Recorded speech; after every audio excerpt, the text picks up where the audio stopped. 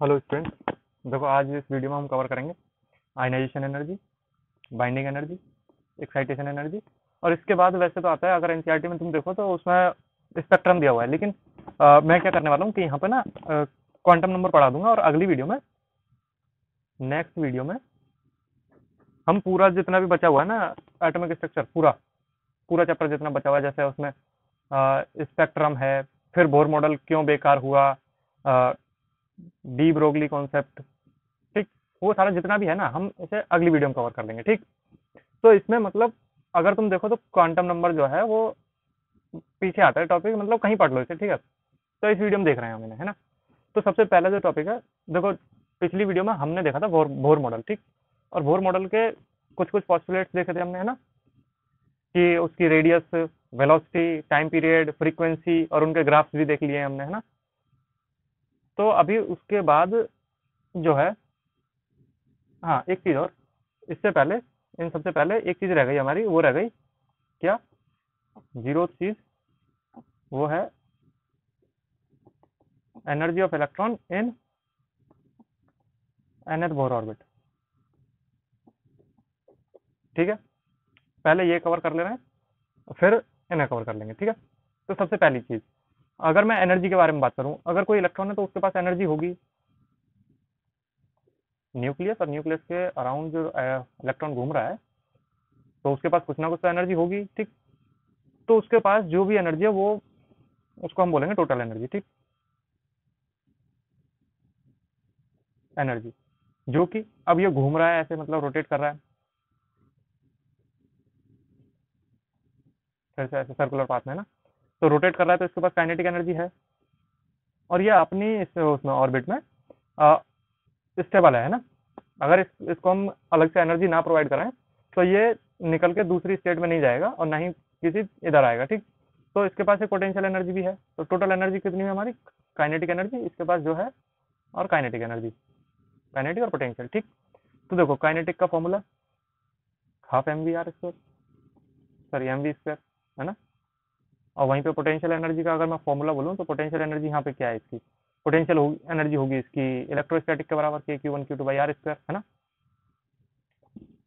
तो यहाँ से पहले kinetic energy in terms of atom के बारे में कर ले रहे हैं, क्योंकि ये तो मतलब बड़े लेवल का फॉर्मूला है ना। तो इसका छोटो, इसको भी अगर मैं छोटा करूँ, तो इसको छोटा करने के लिए मैं करूँगा कि एम वी स्क्वायर, उसी फॉर्मूले से इसका वो निकालूंगा काइनेटिक एनर्जी वेलोसिटी वाले से। तो M we square by r equal to के Z E square by are square. तो यहाँ से जो आएगा फॉर्मूला, जो आता है यहाँ से काइनेटिक एनर्जी का, वो आता है हाफ के Z E square by R, ठीक। अभी देखो ये कैसे आता है, इसका डेरिवेशन भी मैं दिखाता हूँ तुम्हें, ठीक। ये क्या है हमारे पास, हाफ है, sorry M we square R. तो उससे ये जो है एम वी आर, ये क्या सेंट्रीपिटल फोर्स है ना, और सेंट्रीपिटल फोर्स किसके बराबर था, इलेक्ट्रोस्टैटिक फोर्स के। तो यहाँ पे ये रख के हमने क्या किया, अब इसको मैं अगर और आगे करूँ, तो इस आर से आर स्क्वायर वाला कट जाएगा, सिर्फ आर बचेगा इधर। तो M we square equal to के जेड ई स्क्वायर, है ना। और एम वी स्क्वायर से तुम क्या कर पा, क्या रिलेट कर पा रहे हो कि ये जो है, ये कितना है कि एम वी स्क्वायर को मैं लिखूँ तो एम वी स्क्वायर है two kinetic, two into kinetic energy, है ना। देखो टू इंटू काइनेटिक एनर्जी कैसे, two into half M we square, ये कटा, तो मतलब टू इंटू काइनेटिक एनर्जी है ना ये। तो अगर ये टू इंटू काइनेटिक एनर्जी ये है, तो इधर वाला कितना हुआ, half kinetic energy, K Z ई स्क्वायर, ये तो आ गया ना यही, ठीक है, सिंपल है। और अब पोटेंशियल एनर्जी जो है, वो है इसकी खुद की इलेक्ट्रोस्टैटिक एनर्जी के बराबर, ठीक। तो इलेक्ट्रोस्टैटिक एनर्जी ऐसे बोल लो कि देखो यहाँ पे ये प्रोटॉन है, ठीक, प्लस चार्ज, और ऐसे ये वाला है, ठीक। तो Q2 चार्ज जो इलेक्ट्रॉन है, Q1 जो है वो है अपना प्रोटॉन प्लस चार्ज, ठीक। तो एक दूसरे पे फोर्स लगाएंगे, जो कि होगा अपना पोटेंशियल एनर्जी के बराबर का, ठीक। तो P equals to K Q1 Q2 by are square, sorry R, R के इक्वल होता है, आर स्क्वायर नहीं है ना, पोटेंशियल एनर्जी तो निकाल रहा हूँ। तो यहाँ से जो आएगा, और ये वैल्यू जो आती है ये माइनस में आती है, ठीक।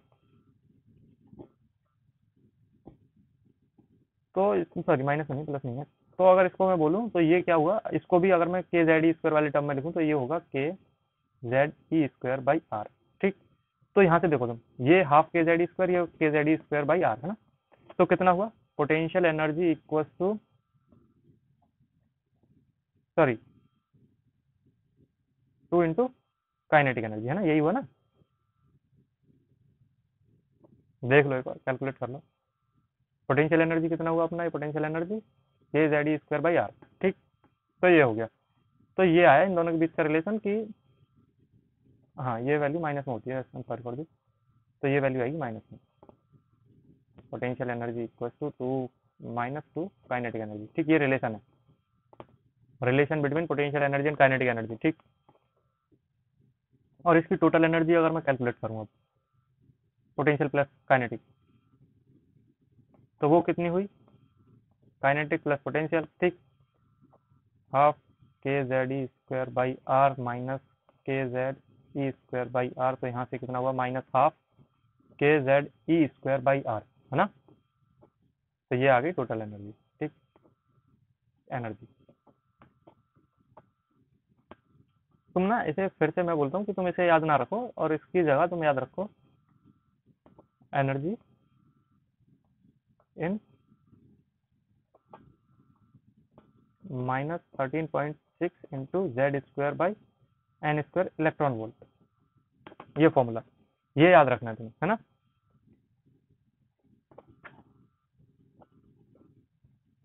तो देखो ये 13.6 वाला जो है ये फंडा है, ये आया कहाँ से, ये फॉर्मूला देखो, यहाँ पे कवर कर लूँ। तो यहाँ पे देखो K Z E square by R, R है रेडियस है ना, रेडियस ही तो है। तो रेडियस का फॉर्मूला पीछे पढ़ा था हमने, radius equal to 0.529 into Z Z, sorry कितना है कि एन स्क्वायर बाई जेड है ना, N square by Z in angstrom. ठीक, ये था। अगर इसे तुम रखो यहाँ पे, और बाकी की जो टर्म है के यहाँ पे 9 इंटू 10⁻9 होता है। ठीक, जेड अपना है ही एटॉमिक नंबर, ई इलेक्ट्रॉन का होता है, इलेक्ट्रॉन की वैल्यू फिक्स है 1.6 इंटू 10⁻−19। ठीक, तो इसे जब तुम रखोगे ना तो ये और ये कैलकुलेट होके, तो देखो एन स्क्वायर ये और जेड, ये जेड ऊपर चला जाएगा, तो कितना बचेगा कि जेड स्क्वायर ऊपर आ जाएगा और एन स्क्वायर नीचे हो जाएगा, इनटू जो वैल्यू हमारी कांस्टेंट आई थी, मतलब इनको कैलकुलेट करके इसे इसे और इसे, तो वो आई -13.6।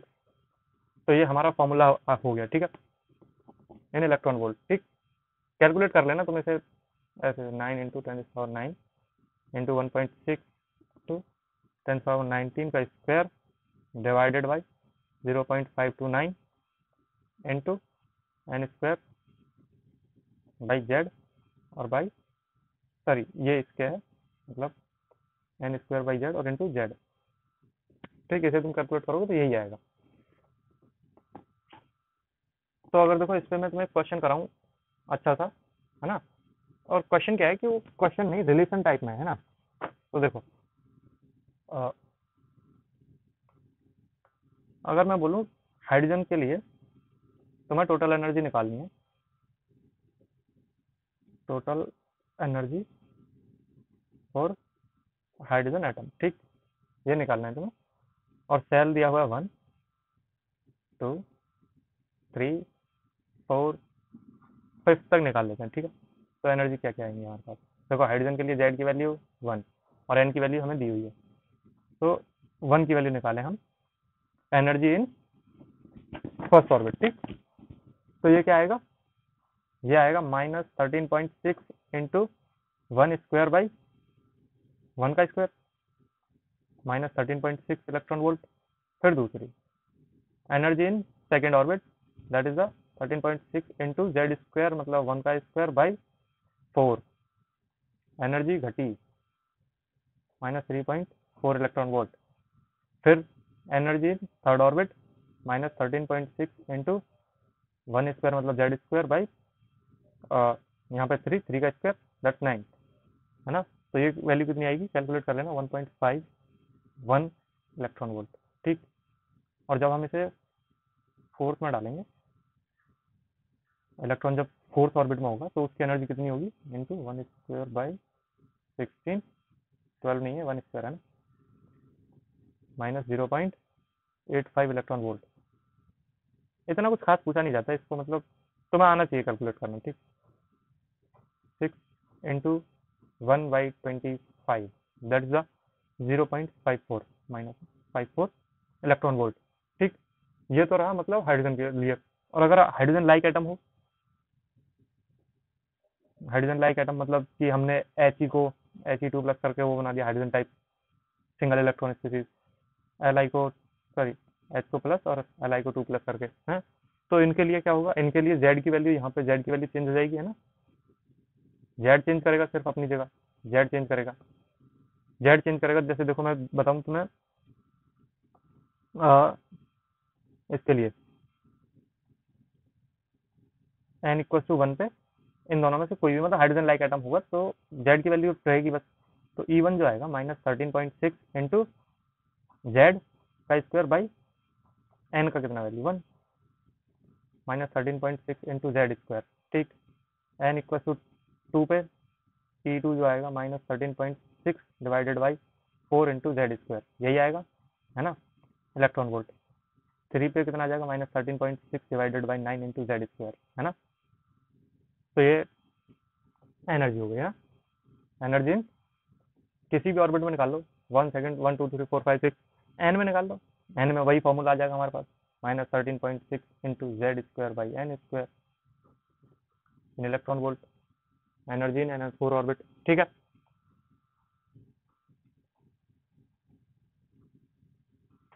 और देखो अगर इनके मैं डिफरेंस की बात करूँ एच एटम वाले की, मतलब हाइड्रोजन एटम वाले की, तो इन दोनों के बीच में कितना वो है 10.2 इलेक्ट्रॉन वोल्ट, है ना, प्लस में इसमें 3 1 मतलब 1.89 इलेक्ट्रॉन वोल्ट।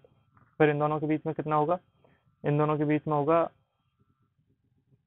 कितना 1.51 और 0.4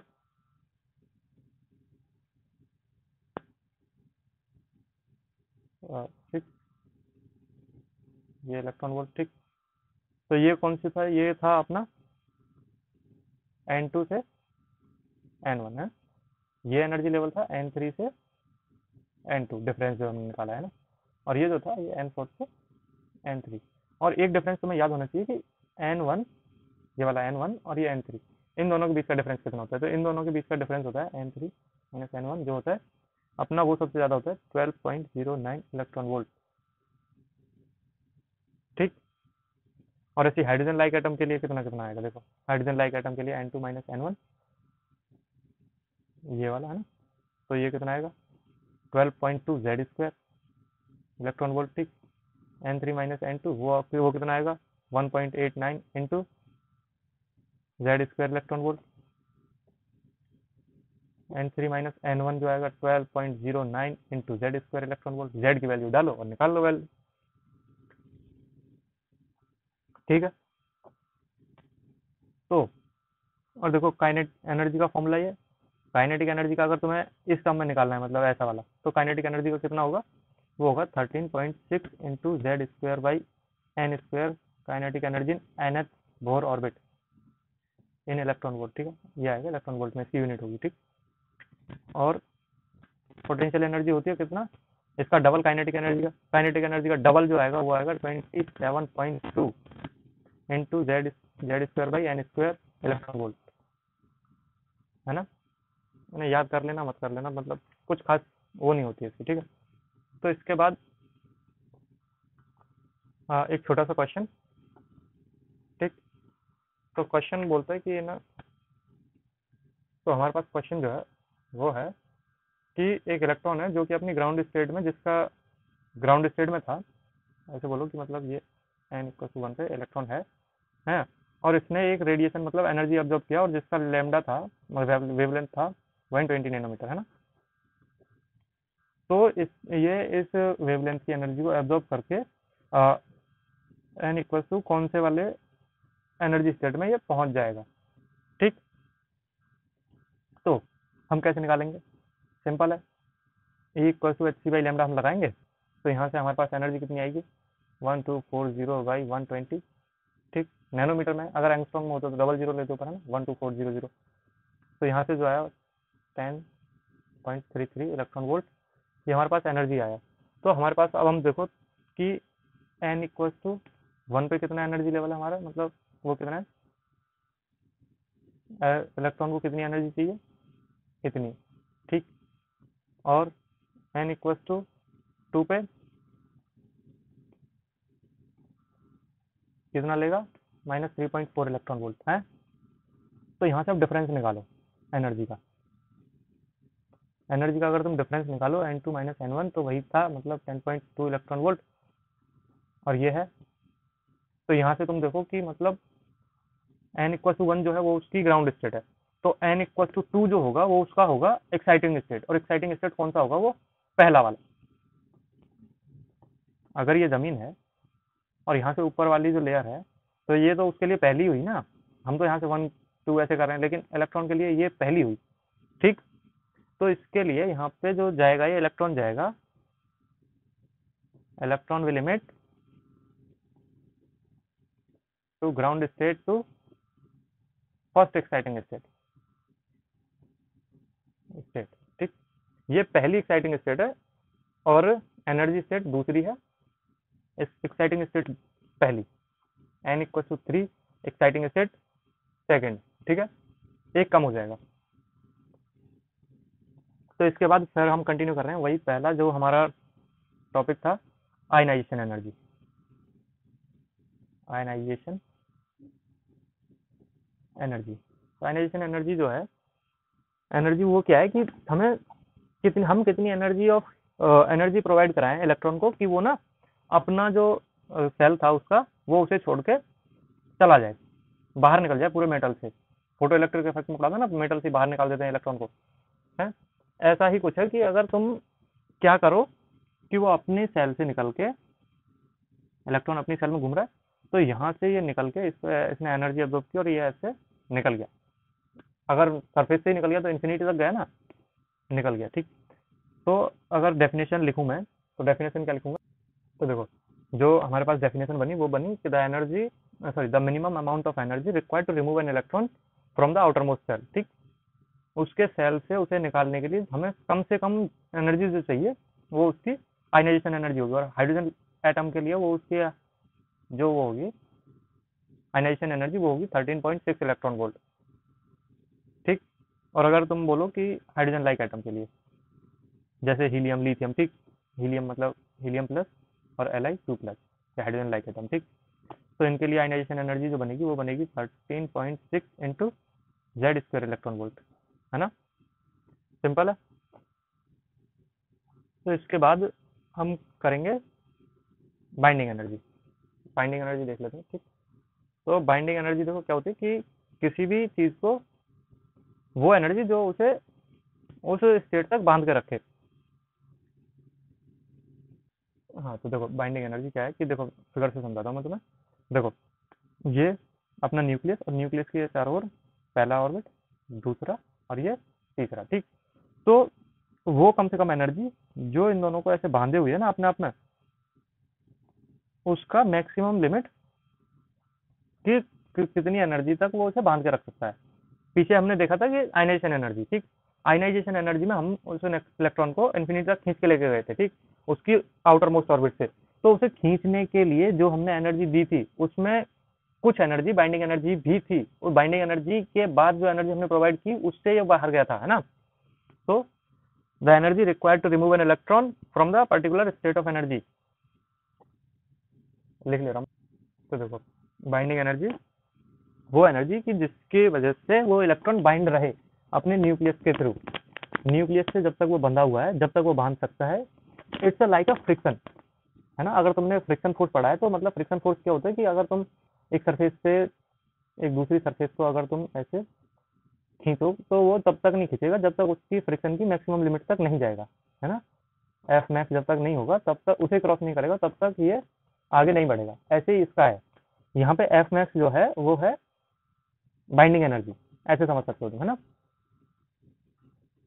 तो अगर मैं बोलूँ कि इसका फॉर्मूला क्या है, फॉर्मूला है E infinity minus E n, E n मतलब एनर्जी ऑफ इन्फिनिटी ऑर्बिट, ठीक है। ऐसे ऑर्बिट तो कितनी हो सकते हैं ना, और ये nth ऑर्बिट, ठीक।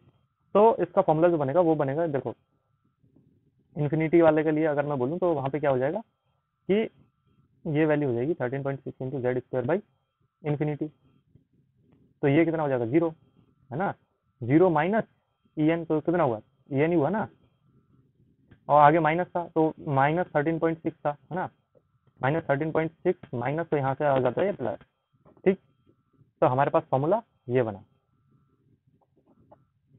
और अगर हमें निकालना है कि पहली ऑर्बिट से अगर हम इसको निकालें, बाइंडिंग एनर्जी निकालें, तो बाइंडिंग एनर्जी इसकी जो आएगी पहली ऑर्बिट के लिए हाइड्रोजन एटम में, वो कितनी आएगी 13.6 into hydrogen atom Z equal to one, one का स्क्वायर वन एंड वन का square one, n equal to one, तो ये आएगी 13.6 इलेक्ट्रॉन वोल्ट। किसके बराबर थी ये, आयनाइजेशन एनर्जी, है ना। इस केस में आयनाइजेशन एनर्जी बाइंडिंग एनर्जी दोनों इक्वल हो गई, है ना। और इसके बाद हमारा जो आखिरी है एनर्जी में वो है एक्साइटेशन एनर्जी। एक्साइटेशन एनर्जी, ये भी कुछ ऐसा ही टर्म है, और ये टर्म है कि मतलब वो एनर्जी जब इलेक्ट्रॉन इस ऑर्बिट से इसमें निकल जाए। बाइंडिंग एनर्जी के बाद की एनर्जी को बोलते हैं एक्साइटेशन एनर्जी। यहाँ से यहाँ N1 से N2 में इलेक्ट्रॉन चला गया, एग्जिट हो गया, इससे एग्जिट हो गया, इसमें इन हो गया, वो हो गया उसका एक्साइटेशन एनर्जी। और इसका फॉर्मूला हो गया अपना ये N2 माइनस ये, सिंपल है, इसे याद कर लेना, है ना। और इसके बाद अब हम कवर करेंगे अपना क्वांटम नंबर, है ना। तो देखो क्वांटम नंबर अब कवर कर रहे हैं हम क्वांटम नंबर, ठीक। Quantum number, one one second, one second. Quantum number से हम पहले ना एक क्वेश्चन कर ले रहे हैं, ठीक। जो अभी तक हमने किया है, इससे एक क्वेश्चन है, अच्छा क्वेश्चन है, क्वेश्चन करते हैं हम। तो क्वेश्चन बोलता है कि the ionization energy of a hydrogen like atom, ionization energy hydrogen like atom की वो है 4h, ठीक। तो हमें कैलकुलेट करना है वेवलेंथ, लैम्डा इक्वल टू क्या, और ये है अपना I of H like atom. अगर तुम लिखना चाहो तो तुम लिख सकते हो the energy, sorry, ionization energy of a hydrogen like atom is 4x, calculate the maximum, calculate the wavelength of radiation emits when electron jump from the first excited state to ground state. मतलब वो अपने exciting state पहली n equal to 2 से और n equal to 1 पे आ रहा है। n equal to 1 जो है वो उसकी ग्राउंड स्टेट है, और n इक्वल टू 2 से वो यहाँ आ रहा है। तो उसके लिए आयनाइजेशन एनर्जी निकालनी है। तो आयनाइजेशन एनर्जी निकालने के लिए हम क्या करेंगे, आयनाइजेशन एनर्जी दी हुई है 4x, तो उसका लैम्डा बताना है। तो आयनाइजेशन एनर्जी कितनी है 13.6 जेड स्क्वायर, ठीक। ये फर्स्ट सेल के लिए है ना। तो अगर हम बोलें कि यहाँ पे जो एनर्जी है उसकी, यहाँ पे उसकी एक्स, ठीक, उसकी एक्स एनर्जी थी, और एक्स से वो निकल के अपने ग्राउंड स्टेट तक पहुँचते पहुँचते उसकी एनर्जी हो गई आयनाइजेशन एनर्जी 4x, ठीक, यही हुआ। तो और इसकी आयनाइजेशन एनर्जी है इस वाले की, एक्स वाले की, ये है ना 13.6 जेड स्क्वायर। तो हमें निकालना है n इक्वल वन पे E2/E1। इनमें डिफरेंस कितना आएगा, डेल्टा ई जो आएगा वो आएगा 3x का, ठीक। तो हमें x की वैल्यू निकालने के लिए हम क्या करेंगे कि हमें वैल्यू पता होनी चाहिए E2 की। यहाँ पे जो वैल्यू है 4x के पास, है ना। तो 4x के पास जो वैल्यू आएगी वो अगर तुम रखो इसमें, सॉरी, x की टर्म में अगर मैं कैलकुलेट कर लूँ तो x की टर्म में ईजी रहेगा तुम्हारे लिए। तो x की टर्म में जो आया E इक्वल टू 3x हो गया। तो delta E equal to H C by lambda, energy है अपने पास 3x, that is the H C by lambda. तो लेमडा आया 3x एच सी। और अगर तुम यहाँ से देखो x की वैल्यू कितनी है हमारे पास, हाइड्रोजन लाइक एटम है हमारे पास, प्रॉब्लम यही है, हाइड्रोजन लाइक एटम है। अगर मैं बोलूँ कि यहाँ पे ना तुम्हारा हाइड्रोजन एटम है, हाइड्रोजन एटम के लिए z की वैल्यू हो जाएगी 1, और z की वैल्यू जैसी 1 होगी तो हमारे पास x की वैल्यू ये है। यहाँ पे भी तुम रख सकते हो lambda equal to 3 into 13.6 Z square by H C, calculate कर लेना, जेड बच जाएगा तुम्हारे पास। लेकिन अगर दे दे हमें जेड की वैल्यू, जैसे मैं बोल दूं कि तुम्हें ना हीलियम के लिए निकालना है, तो हीलियम के लिए जेड की वैल्यू 2 हो जाएगी, 2 हो जाएगी जेड, तुम जल्दी से क्या करोगे, 2 स्क्वायर लगाओगे यहाँ पे, 13.6 इंटू 2 स्क्वायर मतलब 4 इंटू 4, तो 53.2 ऐसा कुछ आएगा। इसको यहाँ पे रखो, एच सी की वैल्यू ये डालो, 3 इंटू 53.2 ये डालो, आंसर आ जाएगा तुम्हारा, ठीक है। क्वेश्चन हो गया, बहुत ही अच्छा क्वेश्चन था ये, ठीक। और इसके बाद हम कर रहे हैं क्वांटम नंबर, ठीक। तो देखो क्वांटम नंबर समझाने से पहले मैं तुम्हें बता कुछ चीज़ें पूछता हूँ तुमसे। जैसे मैं बोलूँ क्लोरीन, Cl17 है ना,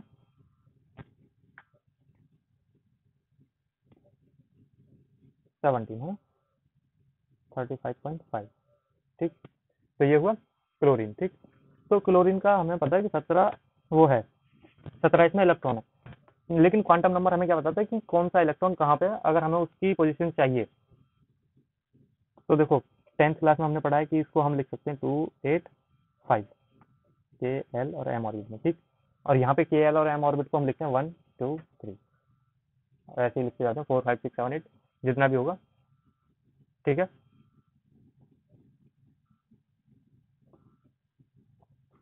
तो आगे कितना आएगा ये, अगर मैं बोलूँ कि तुम्हें ना बुक के तरीके से मैं तुम्हें बताऊं तो ये होते हैं क्वांटम नंबर 4 तरीके के। प्रिंसिपल क्वांटम नंबर, ठीक। फिर होता है अपना एजीमुथल क्वांटम नंबर, एजीमुथल। फिर मैग्नेटिक क्वांटम नंबर, और फिर होता है अपना स्पिन क्वांटम नंबर, ठीक। तो ये क्या क्या बताएंगे, देखो प्रिंसिपल नंबर बताएगा कि हमारा वो कौन से सेल में प्रेजेंट है, मतलब K L M N O P 10th वाला है, मतलब 1 2 3 4 5 6 कौन से वाले सेल में प्रेजेंट है एटम। जैसे मैं बोलूँ यहाँ पे कि तुम्हें बताना है 9th इलेक्ट्रॉन का बताना है कि 9th इलेक्ट्रॉन कौन से सेल में प्रेजेंट है, तो 9th इलेक्ट्रॉन कौन से सेल में प्रेजेंट होगा, दो इसमें भरो। तो 9th जो होगा इलेक्ट्रॉन वो होगा एल वाले में, तो 2 वाले में प्रेजेंट है, तो एल की उसकी प्रिंसिपल वाले की वैल्यू कितनी हुई 2, ठीक। तो एन की वैल्यू कितनी हुई यहाँ पे, सॉरी प्रिंसिपल वाले की 2, 2 वाले में लाई कर रहा है। और फिर इससे आगे मैं बढ़ूँ तो मैं बोलूँ कि जो 9th इलेक्ट्रॉन था अपना, जो यहाँ पे इसमें कहीं लाई कर रहा था, अब उसका तुम्हें बताना है कि वो किस में लाई करेगा, एस वाले में, पी में, ठीक। अब 2 वाले में तो मतलब एस या पी होगा, ठीक है, 2s 2p। तो तुम इलेक्ट्रॉन भरना शुरू करोगे 1 2, सॉरी है ना 1 2 5, 1 सेकेंड।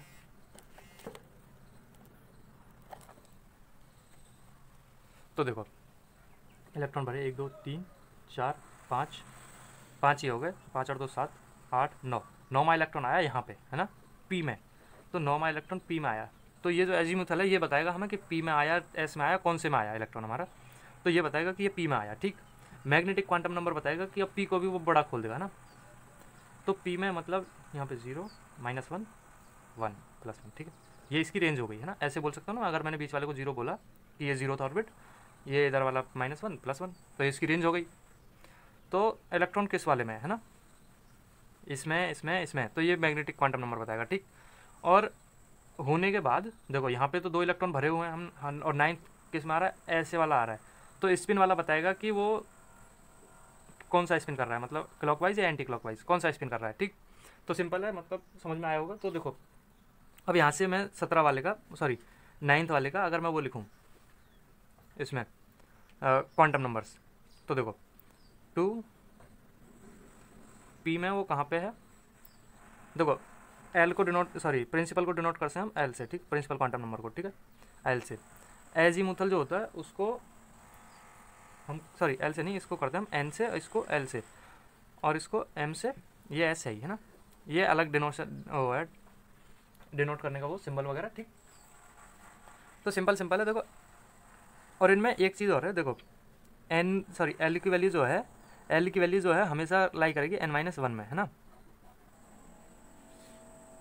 एल जो है वो किससे कम रहेगा, इससे कम रहेगा। और यहाँ पे ना एल की वैल्यू हम यहाँ पे 1 2 3 4 ऐसे नहीं लेते, यहाँ पे लेंगे हम एल की वैल्यू SPDF जो है ना, SPDF, तो यहाँ पे हम S के लिए 0, P के लिए 1, D के लिए 2 और F के लिए 3, ठीक, सिंपल है। ये इसके लिए SPDF के लिए हम एजीमुथल में ये सिंबल्स हैं इसके, ठीक। और मैग्नेटिक में इसका जो वो होगा L है, इसको बोलो तुम ±L M हो जाएगा। जैसे P में है तो P का जो रेंज होगा ना, P का रेंज होगा +-1, +-1 देखो -1 0 +1 आ गया ना, +-1 रेंज हो गया इसके। ऐसे अगर बोल देता कि मतलब डी, किसी में डी सब सेल तक जा रहा है, एल की वैल्यू है ना, तो एल अगर डी हुआ तो एल की वैल्यू हो गई 2, एल की वैल्यू 2, तो एम जो होगा वो आएगा अपना +-2 के रेंज में, है ना, ठीक। -2, -1, 0, +1, +2, ये इसकी रेंज हो जाएगी। और स्पिन सिंपल है, स्पिन के लिए हम +½ लेते हैं एंटी क्लॉकवाइज के लिए ऐसा, और -½ लेते हैं एंटी क्लॉकवाइज के लिए। तुम कोई सा भी ले सकते हो किसी के लिए भी। अब इसमें ये थोड़े ना दोनों आइडेंटिकल हैं इलेक्ट्रॉन्स, ठीक। तो अब तुम ये थोड़े ना कहोगे कि भाई साहब ये जो उल्टा वाला, मतलब कैसे देखोगे कि उल्टा वाला जो था ये वही था, एक ऑर्बिट में है इलेक्ट्रॉन्स, तो इनमें से कोई सा भी हो सकता है ना वो वाला।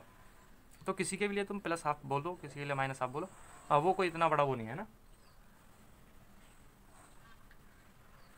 तो यहाँ से देखो, अब मैं बोलता हूँ कि जो है क्वेश्चन है कि जो Cl में 15वां इलेक्ट्रॉन है, 15th इलेक्ट्रॉन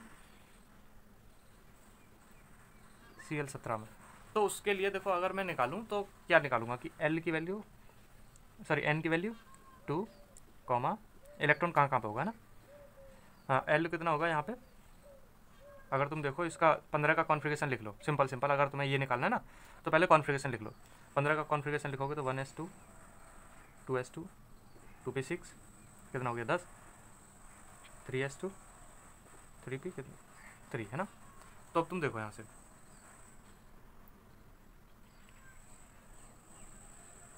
तो किस वाले में गया ये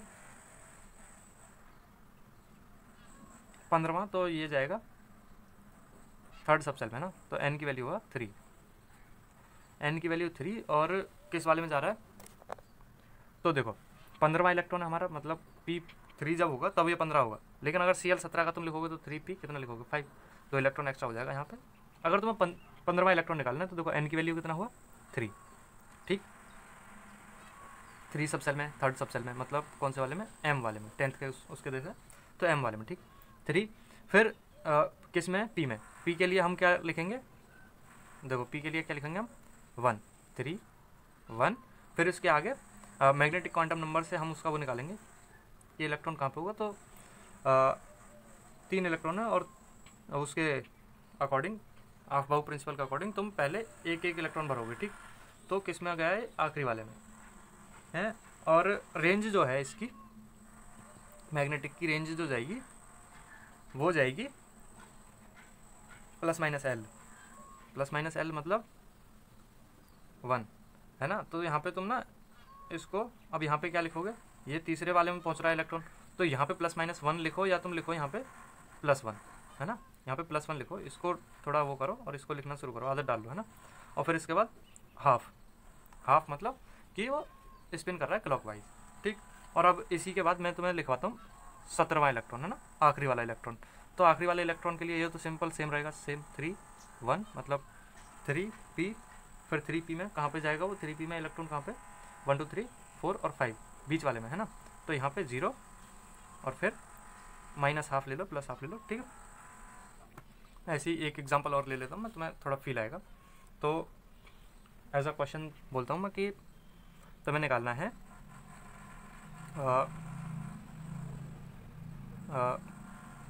Na का वो बताना है, क्वांटम नंबर्स बताने हैं Na के, ठीक। तो Na के लिए Z की वैल्यू कितनी है 11, Z की वैल्यू 11, तो मतलब इलेक्ट्रॉनिक कॉन्फ़िगरेशन इसका लिखो तुम 1s2, 2s2, 2p6, 3s1, यही हुआ इसका। और तो इसने पूछा है कि मतलब Na के लिए, Na वाला जो उसका आखिरी वाला है, इसके लिए तुम्हें वो बताना है 11th इलेक्ट्रॉन का वो बताना है क्वांटम नंबर्स, ठीक। तो 11th इलेक्ट्रॉन ढूंढने के लिए हमें क्वांटम नंबर्स बताने, सिंपल है। N की वैल्यू कितना 3, ठीक, और L की वैल्यू कितना हुआ 0, S के लिए 0, ठीक। फिर उसके बाद रेंज कितना होगा, उसमें तो P में S में तो एक ही ऑर्बिटल है, तो उसके लिए फिर से 0, है ना। और आगे इलेक्ट्रॉन एक ही है, हाफ Na के लिए हो गया।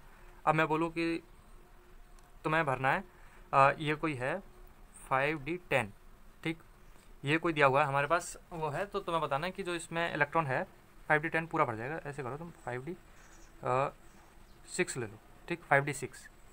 तो डी में तुम्हें पता होगा, डी में जो आते हैं इलेक्ट्रॉन वो आते हैं 10 इलेक्ट्रॉन, 1 2 3 4 ठीक। तो 3d6 1 2 3 4 5 और 6। तो इसने पूछा है कि ये जो इलेक्ट्रॉन है, अभी मैंने ड्रॉ करके देख लिया, ठीक। तो मुझे तो पता है कि ये इलेक्ट्रॉन यहाँ पे है, ठीक, मतलब 0 -1 -2 +1 +2, ठीक। तो -2 वाले में होगा, तो मैंने तो ऐसे करके देख लिया, लेकिन तुम्हें तो मतलब इसका वो बताना है। तो यहाँ से तुम कैसे बताओगे? n का वैल्यू प्रिंसिपल क्वांटम नंबर 5, ठीक। उसके बाद d में है, तो d की वैल्यू कितना है यहाँ पे? d के लिए हम यूज़ करते हैं 2, ठीक। n-1 ऐसे बोल सकते हो तुम इसको, लेकिन SPDF 4 ही होते हैं, तो 0 1 2 और 3 यही यूज़ होते हैं इसमें डायरेक्ट, है ना। तो 2, फिर इलेक्ट्रॉन कहाँ पे है? -2 में, और +½ उसका स्पिन हो गया, है ना। तो एग्जांपल्स हो गए, ठीक है। अगली वीडियो में हम देखेंगे spectrum, D Broglie's concept, Huygens uncertainty, मतलब जितना भी बचा हुआ अगली वीडियो में कवर कर लेंगे। तब तक के लिए